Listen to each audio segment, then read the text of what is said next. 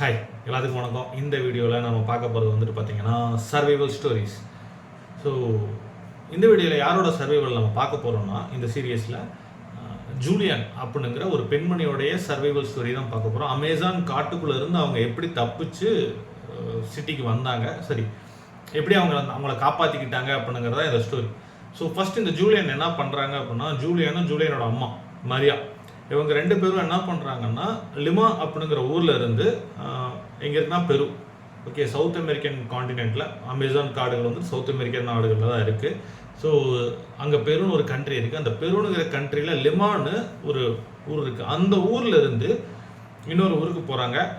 ஏன் போகிறாங்கன்னா, அதாவது ஃப்ளைட்டில் போகிறாங்க. ஏன்னா அது கிறிஸ்மஸ்க்கு முதல் நாள் அவங்க அப்பா வந்துட்டு பான்சுவானுங்கிற ஒரு ஊரில் ஒரு பயாலஜிஸ்ட்டாக ஒர்க் பண்ணிகிட்டு இருக்காரு, ஜுவாலஜிஸ்ட்டாக ஒர்க் பண்ணிகிட்டு இருக்காரு. அங்கே ஒரு ரிசர்ச் ஸ்டேஷன் இருக்குது. அந்த ரிசர்ச் ஸ்டேஷனில் ஒரு ஒர்க் பண்ணிகிட்டு இருக்காரு. ஸோ அவங்க அப்பாவை பார்க்குறதுக்கு வேண்டி அவங்க அந்த ஊருக்கு போகிறாங்க.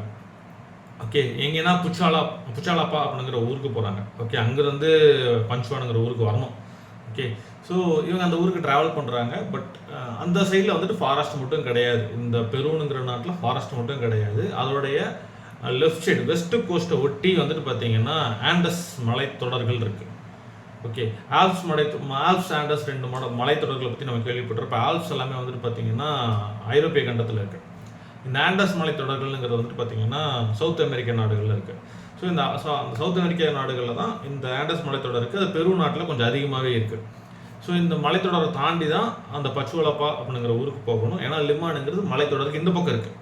ஸோ இவங்க ட்ராவல் பண்ணி போகிறப்போ ஆல்ரெடி எச்சரிக்கை கொடுத்தாச்சு, இன்றைக்கி போக வேண்டாம், ஃப்ளைட் வந்துட்டு சரி இடி மின்னல் மழை பிரச்சனைகள், இயற்கை பிரச்சனைகள்லாம் இருக்குதுன்னு சொல்லியிருக்காங்க. பட் ஆனால் ஃப்ளைட் சர்வீஸ் பண்ணுறவங்க, அதாவது அந்த ஃப்ளைட் கம்பெனி வந்துட்டு இல்லை ஒன்றும் ப்ராப்ளம் கிடையாது, நம்ம ஃப்ளைட் ஓட்டிடலாம் அப்படின்னு சொல்கிறாங்க.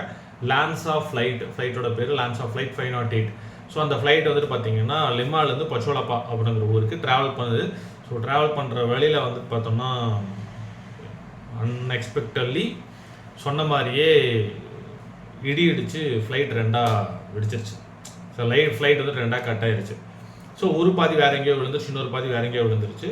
ஸோ அப்படி விழுந்ததில் வந்துட்டு பார்த்தீங்கன்னா அந்த ஃப்ளைட்டில் ட்ராவல் பண்ணது மொத்தம் 92 பேர். 92 பேருமே வந்துட்டு பார்த்தீங்கன்னா எல்லாத்துக்குமே செம்ம அடி. ஓகே, எத்தனை பேர் உடனே செத்தாங்கலாம் தெரில, பட் ஆனால் 92 பேர்த்துக்குமே நல்ல அடி.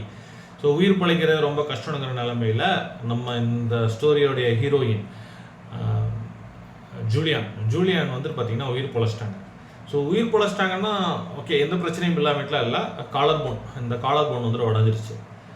அண்ட் அப்பார்ட் ஃப்ரம் தட் எல்லா 2-3 இடத்துல வந்துட்டு பார்த்தீங்கன்னா நல்லா ஒரு இன்ச்சுக்கு அரை இன்ச்சுக்கு நல்லா குத்திருச்சு. அங்கே இருக்க செடி கொடிகள்லாம் குத்தல, அந்த மாதிரி குத்திருச்சு. இதை தாண்டி நிறையா பிரச்சனைகள்லாம் வந்துச்சு.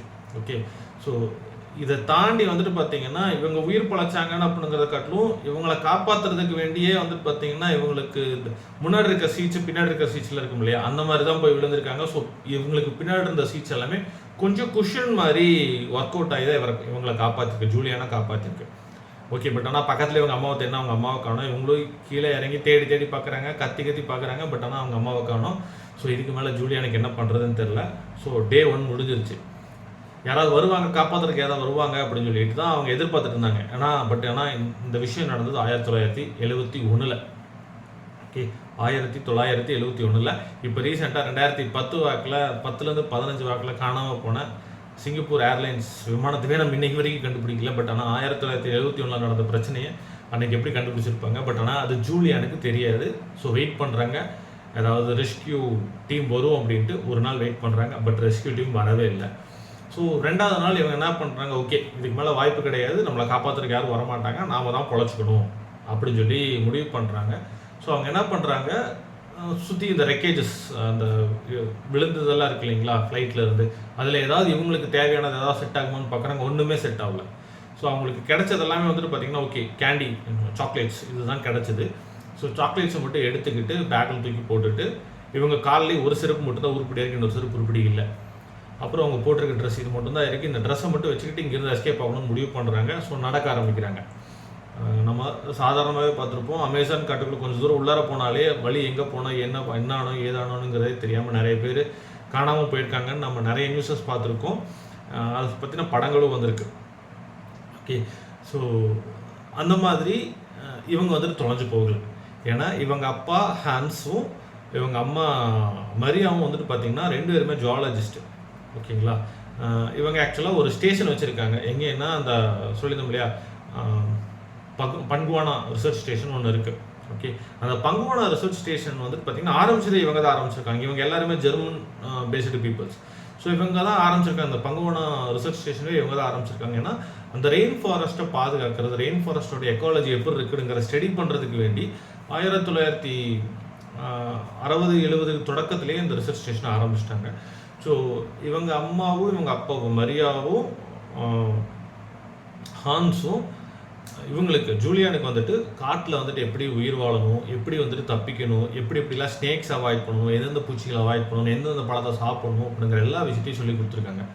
ஸோ அந்த மாதிரியான நாலேஜஸ் பேரண்ட்ஸ் கிட்டேருந்து கிடைச்ச அந்த நாலேஜை வச்சுக்கிட்டு அவங்க என்ன பண்ணுறாங்க, எஸ்கேப் ஆக ஆரம்பிக்கிறாங்க. டே 2. ஸோ நடந்து போகிறப்போ அவங்களுக்கு இருந்த ஒரே பாயிண்ட் என்னென்னா, எல்லாத்தையும் அவாய்ட் பண்ணி போயிடலாம். பட் ஆனால் புண் ஆல்ரெடி இந்த மேலேருந்து கீழே விழுந்தோடனே புண்ணு ஆயிருக்கும் தெரியுமா?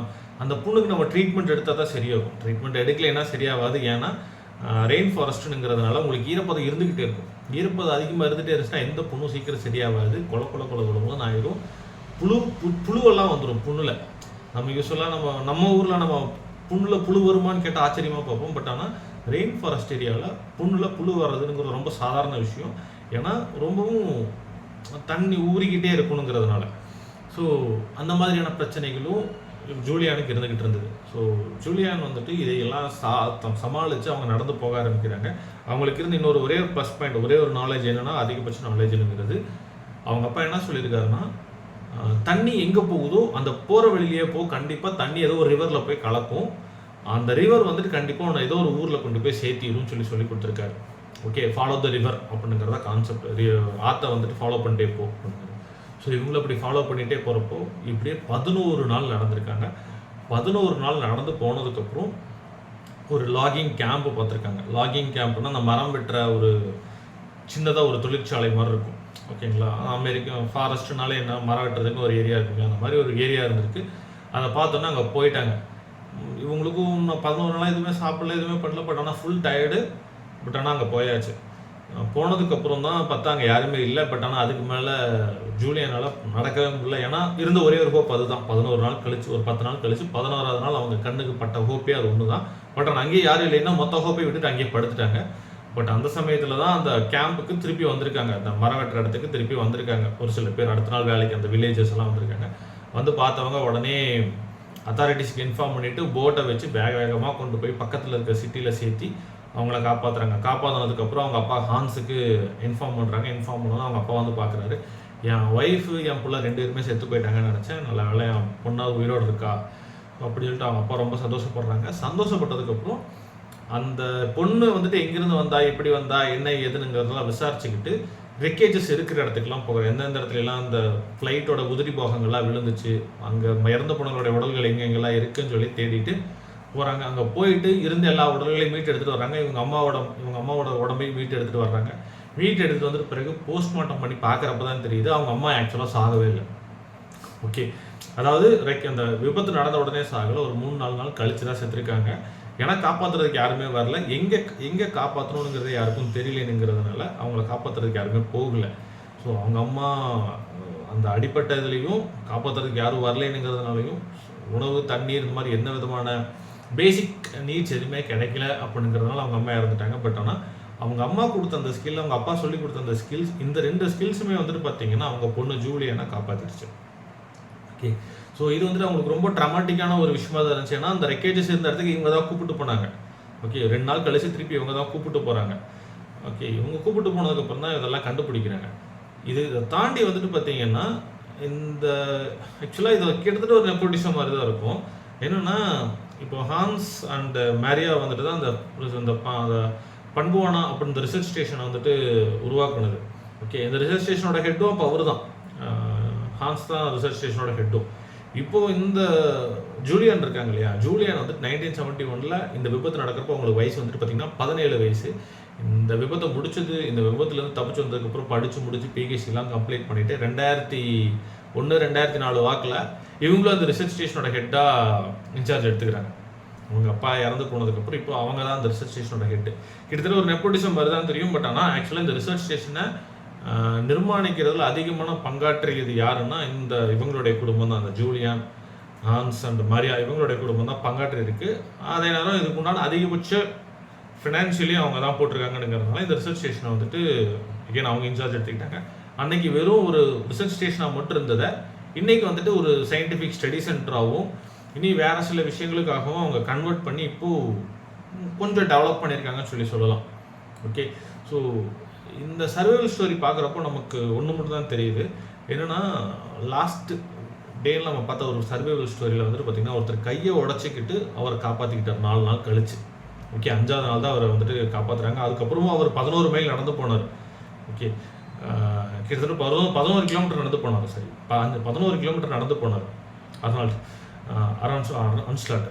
ஓகே, பட் ஆனால் இந்த விஷயத்தில் வந்து பார்த்தீங்கன்னா இந்த பொண்ணுக்கு ஜூலியானுங்கிற பொண்ணுக்கு கை கால் எதுவும் உடையலை. பட் காலர் போன் உடஞ்சிருக்கு. பட் அதை தாண்டி வேற எந்த பிரச்சனைகளும் கிடையாதுனாலும் 11 நாள் நடக்கணும். அமேசான் காட்டுக்குள்ளே எப்படி போகணும் ஏது போகணுங்கிற வழி தெரியாது. பட் அதையெல்லாம் அவங்க வீட்டில் சொல்லி கொடுத்த டெக்னிக்ஸை ஃபாலோ பண்ணி போயிருக்காங்க. ஏன்னா அமேசான் காட்டில் இவங்க கிராஸ் பண்ண ஏரியாவிலே வந்துட்டு பார்த்திங்கன்னா பிரானா இருக்கிற ரிவர்ஸ் இருந்திருக்கு.